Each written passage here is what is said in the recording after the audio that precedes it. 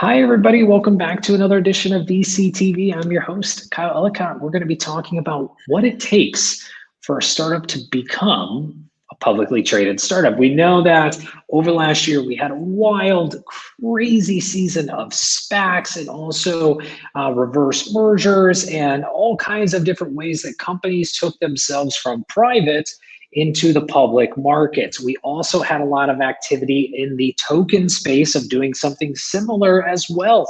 Nonetheless, what does it take?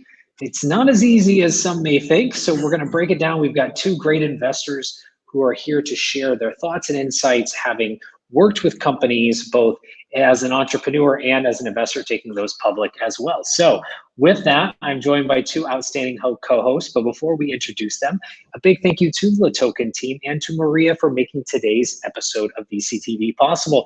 Make sure to check us out on latoken.com to hear from today's speakers and all speakers of the VCTV family. With that, I'm your host, Kyle Ellicott.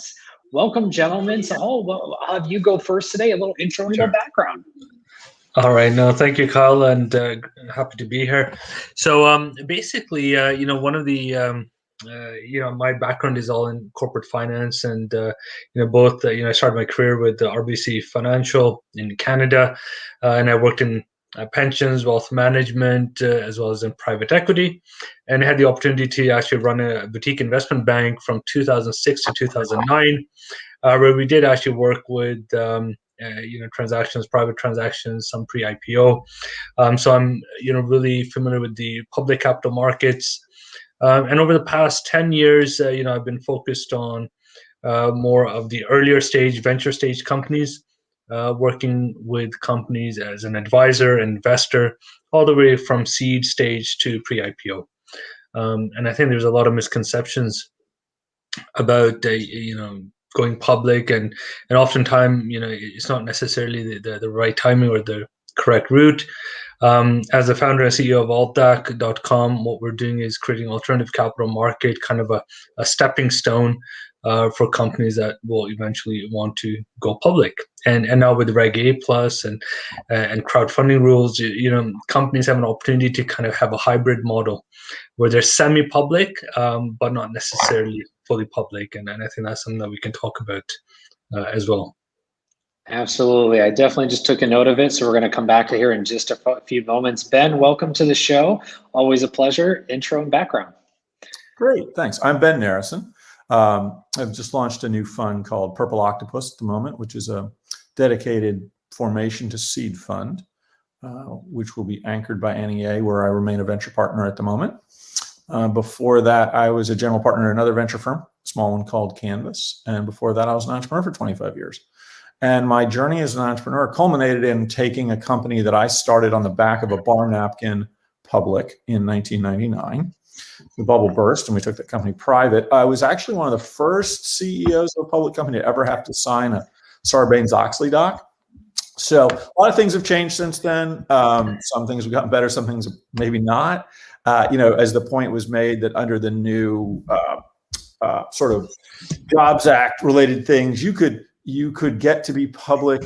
One thing people should worry about, and we might want to talk about it for a second, is you don't want to get public accidentally, because you don't want to have all the reporting requirements and SEC oversight without the advantage of what an IPO brings, which is exposure and capital and liquid currency. And being public and thinly traded isn't particularly useful. So, there's a lot to talk about on this topic. There's both the tactics and the legal and the reality and the infrastructure that your company needs, but there's also just what your company should think about being able to achieve. Because, I've done a lot of, it's funny, there's a couple of groups that ask me to speak every once in a while, and I've ended up on CNBC a bunch of times talking about recent IPOs. And when you look at IPOs, how they perform post-IPO is critical. An IPO is a step, it's not the end of the journey. And if you go start trading down and things sort of fall apart, that can be, quite painful. So, you want to have a company not just that has the technical ability to be public, but one that has the infrastructure to be public and has the things that the public markets are going to want, because what you want is a successful IPO, right? And that's the sort of holy grail. Well, and speaking of, not necessarily wanting to go public and going public, so that accidental model, tell us what that process is like. How do companies end up into that situation. And you mentioned a few of the reasons why you don't want to be in that. If you could elaborate on those, Ben, that'd be great. And then, so I'll come to you next. Well, it's interesting. I was just talking to counsel about structuring the fund. And one of the things you can do with a new fund is there's a lot of different types of vehicles. And Jobs Act stuff has allowed people to invest in, well, like AngelList as an example has a rolling fund model, and that's something where you can actually market it. Like I can't officially talk about my core fund because you're not allowed to market. It's like being in the quiet period during an IPO, which is really interesting concept, which is one of the reasons, by the way, people love SPACs, because they can talk all they want about what they do. But anyway, the point is, he'd said, well, you can have up to, if memory serves, the number is now 100 investors before you have to register. But if you, and I don't know what the actual number is, and Cecile, you might, I'm sure you do, for companies, but it's always been the case that if you have a certain number of shareholders, you then inherit the need and responsibility to do your public filings and to basically become and act like a public company. I know of one example where a company had accidentally gotten so many shareholders they had no choice but to go public. Fortunately for them, they were in a position where they could do so, and it was valuable to them. If you're just like, let me tell you this, the idea will not be, because I used to think about this sort of stuff as a young entrepreneur, like, ooh, let me get 1,000 shareholders and then I'll be public, and won't that be great? Well, it'll be extremely expensive, extremely burdensome, and no one will care. You'll be able to tell people you have a public company, but your life will suck. So what's the exact number, shareholder-wise? Sahil, do you happen to know? Oh, yes. I think it's, well, it depends on the jurisdiction. Here in the UK, there's actually no specific requirements. So I'm based in the UK these days. But I think, in Canada, it's something like 200, or, there is actually a number, that, you're kind of deemed to have certain reporting requirements. Now with crowdfunding rules, though, I think that's kind of changed the game a little bit. But I agree so much with Ben, where a lot of entrepreneurs, even myself, in my younger days, in my naive days, like 20 years ago, when I was in private, I'm like, it'd be so cool to run a public company, and I actually started to work with them, and they were thinking of going public. I'm like, yeah, let's do it. Right. And in Canada, as you know, you've got the venture exchange, the TSX venture exchange, you've got the Canadian Securities Exchange. It's really relatively inexpensive to go public, right? But then the liquidity isn't there.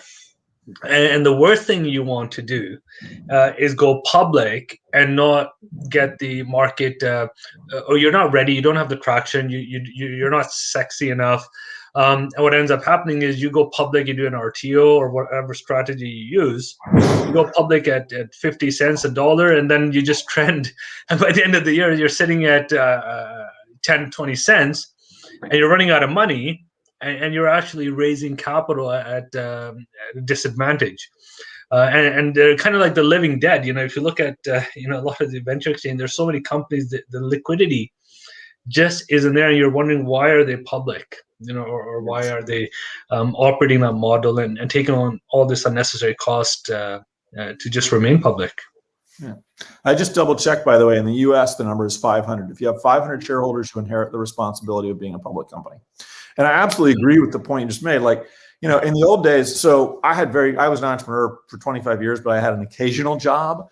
And one was I worked at a brokerage firm, the classic dialing for dollars role of a summer internship in college. And I remember back then there were what were called the pink sheets. The pink sheets were printed pieces of paper, pink paper, which came to the broker's office every morning that showed the bid and ask of the companies that were so small that nobody cared, right? And they said they traded by appointment. There were lots of public companies, these are penny stocks, right? Yes. And so, you might think to yourself, oh, but I'm public, so I can sell my shares. Well, good luck. When they say they trade by appointments, like you can put all the shares you want out there. No one's buying them. So, I think what would be useful is to talk about sort of both the realities of what a company needs to achieve to be public and the sort of inner workings of what that company probably should expect. Because it's like I took my own company public. I had one of my investments go public. And I also have 4 of my companies right now going through the SPAC process. And so I've talked to multiple entrepreneurs about sort of, you know, it's funny because I will tell you one of the things that's sort of entertaining when you've got a top tier entrepreneur that comes to you. I was having breakfast with one of my founders and he's like, well, I have to decide. Maybe you can give me some advice. You know, I'm trying to decide whether I should do a SPAC now. I can do a SPAC by the end of the year or wait till next year and go public in the traditional way. And I was like, okay, well, that's a rational conversation we should have. And in his case, I favor a traditional IPO. And he said, but I don't know, do I want to be the CEO of a public company? I have to think about that. And I laughed. I'm like, come on, man. That's what every founder says. That's that false humility of, gee, do I really want to run a public company? And it's like, you know, I said the same thing. And I think every entrepreneur does, but it's like, of course you do. Not because you want to report to your shareholders every quarter and have people scream at you if things go even remotely in a direction they didn't expect, but because that's what you've been dreaming about. And he laughed and was like, oh, okay. So, you know, but the reality is that if you're ready for, I'll tell you a quick story. When I started fashionable.com, I believe that was my big chance to get to a public company. It turned out to be. And not early on, but after many years of bootstrapping and getting some, you know, some celebrity as a company, I was approached by these tier 1 bankers and they were like, oh, we love what you're doing. This is great. And I was like, excellent. Well, why don't you take me public? Oh, well, yeah, absolutely. We just need you to get a new CFO and to do this and this and this and this in terms of revenue growth. And I was like, oh, well, okay. But it was Goldman, let's say. I don't remember. I saw Goldman and Morgan Stanley at the time, or JP Morgan. And I was like, oh, Goldman loves me. And then the next banker came in and said exactly the same thing. And I was like, oh, I get it. You love every exciting entrepreneur because later, when they get to the point of actually being viable for an IPO, you come back and say, hey, you know, we were there for you. We know we said how much we loved you. Well, you love everybody. You know, and it was sort of entertaining. It was like they had no interest in doing anything until I got to a whole other trajectory. But, you know, as an example, having an IPO ready CFO, well, you know, in some ways, some of this is self-curing. If you can't hire an IPO ready CFO, you're not ready to go public. Both because the market will demand it and because the CFO is smart enough to figure out you're not IPO ready. If you look at what the markets have demanded, the companies that have done well, it's growth and margin, phenomenal growth, phenomenal margins. Usually, you know, growth easily, often exceeding, let's put it this way, both should probably be 90% or better, right? And if you've got that, I'm not saying companies with lower margins haven't gone public and some companies with lower growth, but usually at larger baselines. You know, when you're seeing companies in the tens or hundreds of millions of dollars that are still doubling every year, why would someone care about your little, you know, whatever bitty company? So, you know, it's also, you got to think about what level of absolute magnitude. It varies. SPACs have created an opportunity for companies with very different sort of reality. I just ballpark for me, I think to do a traditional IPO, you're probably going to want to be, you know, north of 100 million in revenue. SPACs have opened up the opportunity for companies with no revenue, sort of like back in the bubble, or otherwise, because they are able to, remember how I mentioned that you could talk about, so when you do an IPO, you go into the quiet period. You can't actually say anything to anybody except privately, right? You can't advertise, you can't go on TV and talk about your great business. It's actually quite frustrating. But with SPACs, it's not an IPO. The IPO already happened. Somebody took a company public that was an empty vessel with a bunch of money, and now they're going to merge with another company. So it's a merger. And in a merger, you can talk about whatever you want. So these SPACs are going out talking about 2024 numbers and getting priced on that. We have zero revenue now, but we'll have $100 million in revenue in 2024. And by the way, some of these SPACs are great companies, and a lot of them aren't.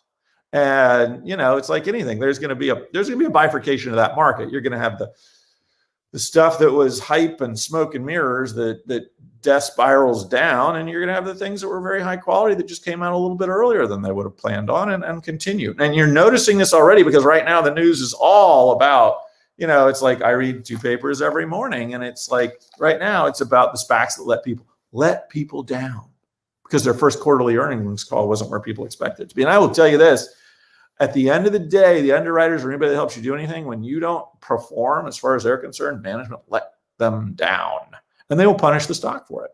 It's a little weird because if you're pitching 2024 numbers and saying you're not going to be there today, I guess you have to miss on not even getting there this quarter. Like you already said you weren't going to get there this quarter. So it's a little odd to see material downward trajectories in companies that aren't expected to get to interesting places for several years. But I get it. You're going to see a big shakeout here. I think if you shorted the entire index, you'd probably be positive by a nice amount. The SPAC index. Yes, yeah. Yeah, solid No, name to add. Yeah, no, I agree, Ben. And, coincidentally, actually, I'm in conversations with a company that's looking at doing a SPAC. Again, they're based out in Asia. They're in a hot sector of renewable energy. And we've engaged a tier one investment bank to kind of lead the hunt for the SPAC vehicle. And one of the things that we're looking at is, of course, upgrading our CFO as well as the CEO to bring in someone with that public company experience.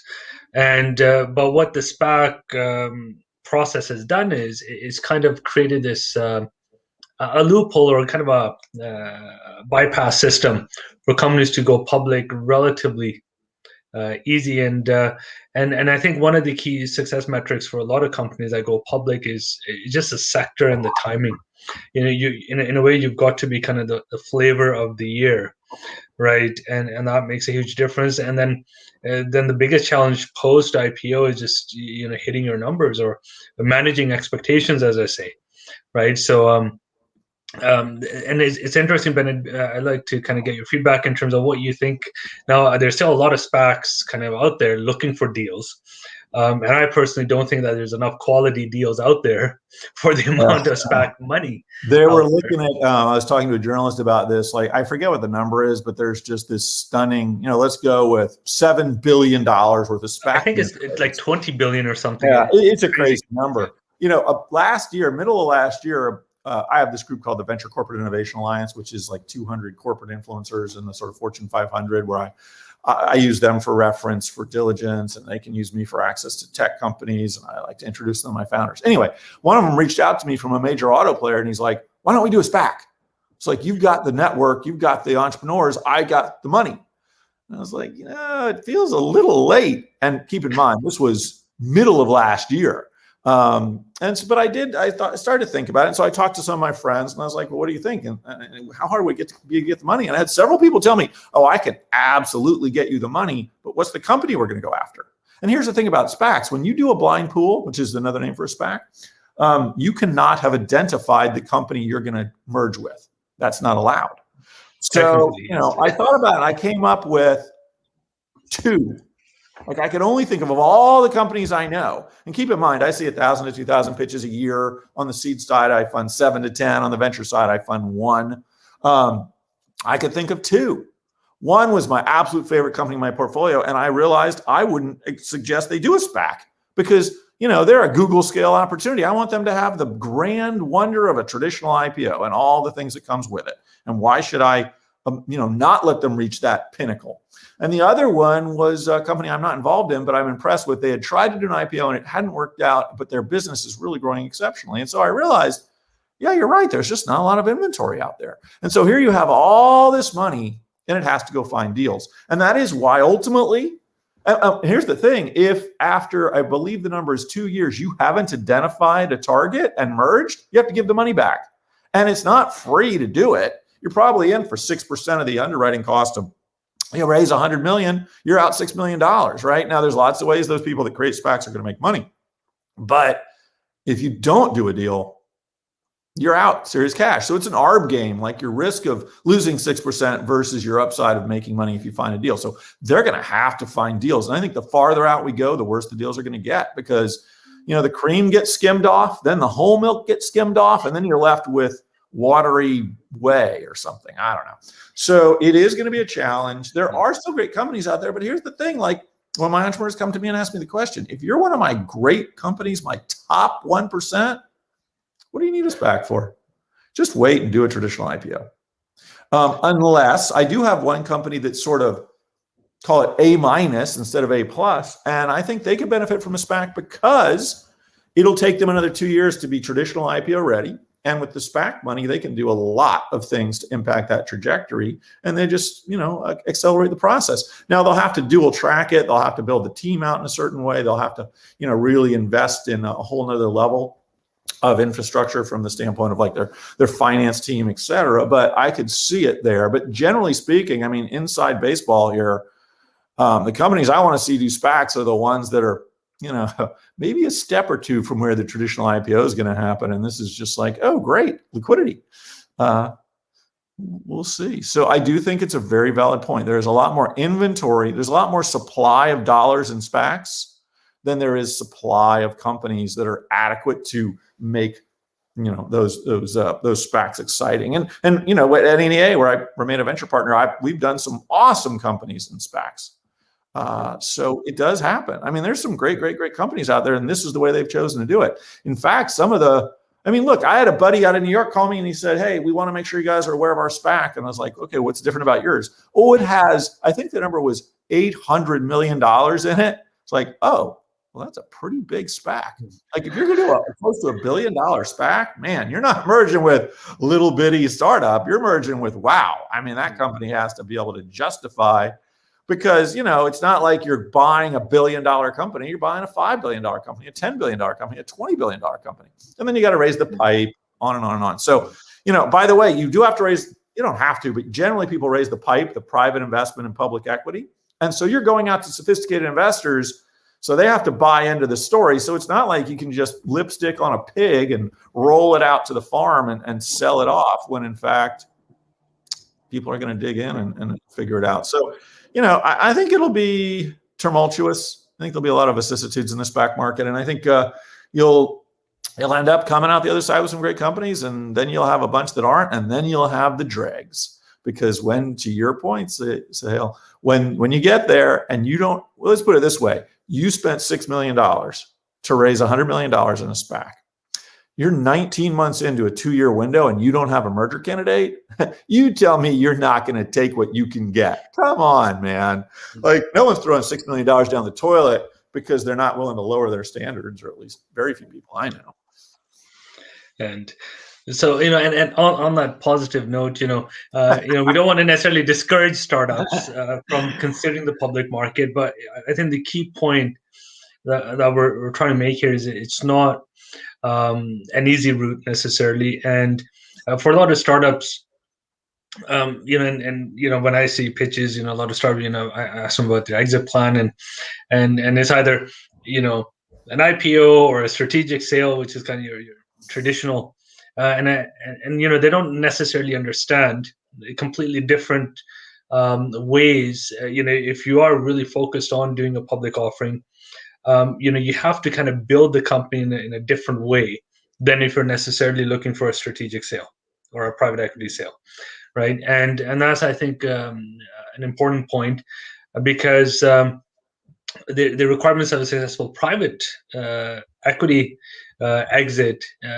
is different than a public offering, right? Mm-hmm. And both have their advantages and disadvantages. I think that's a fair point. However, what I've learned, or at least, look, we all have our own belief systems. I will not invest in any company I don't believe has a chance of being a public company.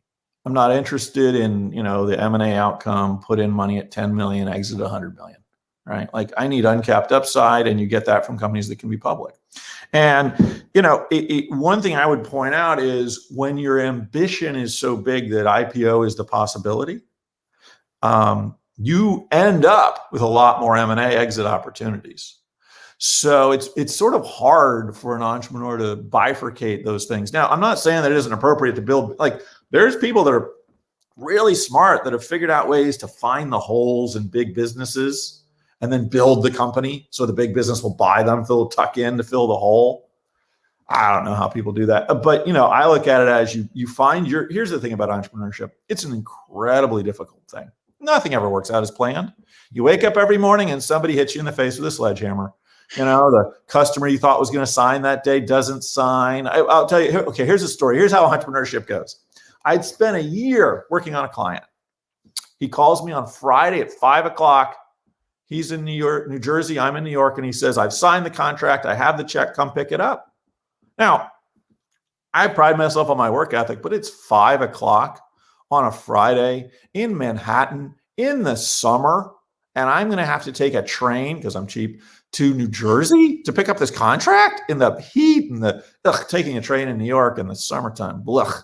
And not that I'm always that excited about going to New Jersey anyway. And I said, no problem.